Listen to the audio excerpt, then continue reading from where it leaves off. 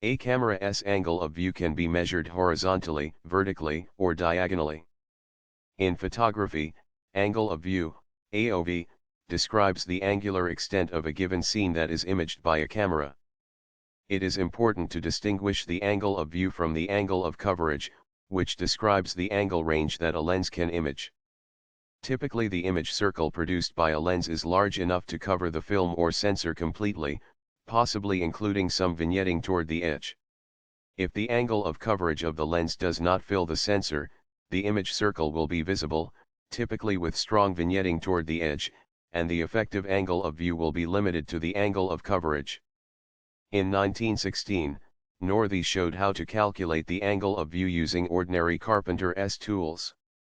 The angle that he labels as the angle of view is the half angle, or the angle that a straight line would take from the extreme outside of the field of view to the center of the lens. He notes that manufacturers of lenses use twice this angle.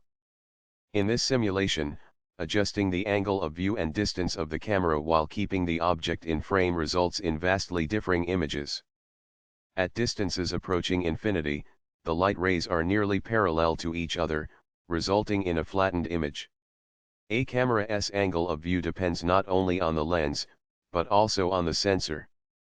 Digital sensors are usually smaller than 35mm film, and this causes the lens to have a narrower angle of view than with 35mm film, by a constant factor for each sensor, called the crop factor.